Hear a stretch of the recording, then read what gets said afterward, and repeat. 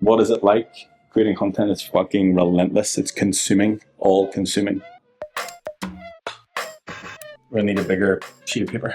And maybe something I'll do this weekend of like how to actually build the Discord to be more valuable. So yeah, I don't think it's unrealistic for us to post 100 times, but we don't need to make 100 pieces of content. How I look at my weeks, right? What I've started to do now is current stuff. So just write this like on the weekend, and then I start to filter it into the days. So Monday, the black stuff was the stuff that was scheduled for that day. The pink stuff is everything that came after that or stuff I needed to add, and then I filtered into the days across.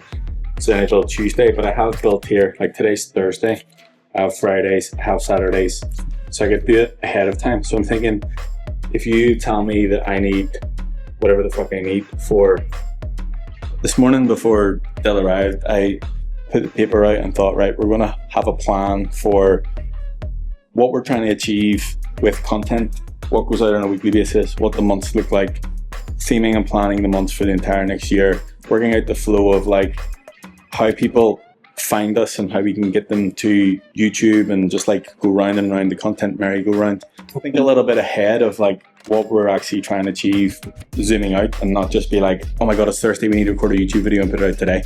Any YouTube video will do. I've fallen into the trap of living, acting, thinking like a content creator and not a coach. So it's trying to merge it back to a coach that makes content and not a content creator that does coaching. We're doing analog brain today with colored pens and paper. I feel like it allows more creativity. It allows me to use my brain, and I feel like the trap that I fell into with AI was getting too much stuff and then not doing anything with it. And I think this allows me to disconnect from that and actually just think like a fucking human. It's a lot.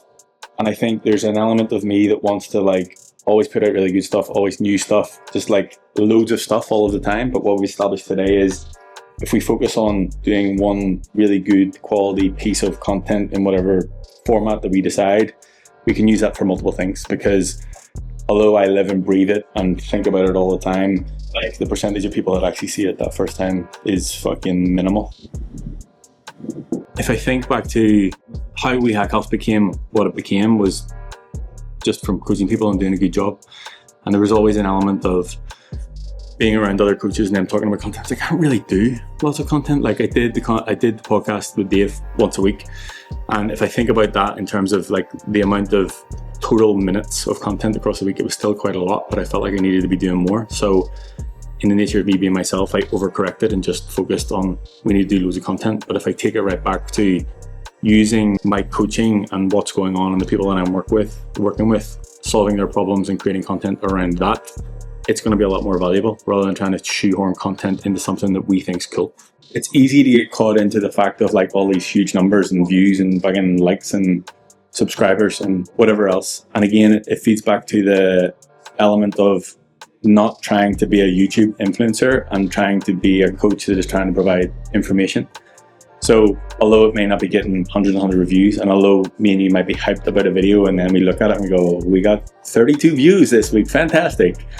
It's more about the right people seeing it and the feedback that we get from them. So I had a call this week on a guy and he pointed out one of the videos and he was hyped about the video, about the quality and the information that was given. I was like, that sort of, I guess, reaffirmed to me that this is the right way to do it and worry about the people on the other end who are trying to better themselves or whatever way you want to phrase it, taking the information, actually doing something about it and not worrying about fucking going viral or getting hundreds of thousands of views. What's the point of the videos? Like why make videos? Awareness more than anything else. Awareness on the problem, awareness on the mission.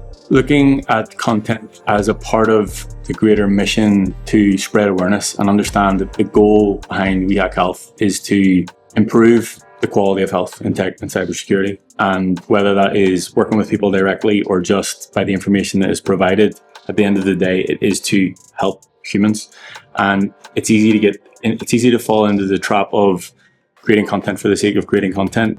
But what we're trying to take this right back to is how does it help them and how do we make it about the mission and not just because this might go viral or the thumbnail on this is better because YouTube or fucking vidIQ tells it is. So yeah, I mean, if you're not following We Hack Health on YouTube, I think, you know, we're breaking records. We've got 72 subscribers. So if you want to be the 73rd, I'll drop the link in the description below. But if you want to be a part of the movement and you want to know more, check us out on Discord, discord.gg/WeHackHealth. And if there's anything that you want to learn or want us to cover or want us to make a video on, just fucking let us know and we'll get it done. Right, we're going to get back to arts and crafts. I will say my biggest revelation from today is the pastel colors of the, what are those markers called? Posca are elite.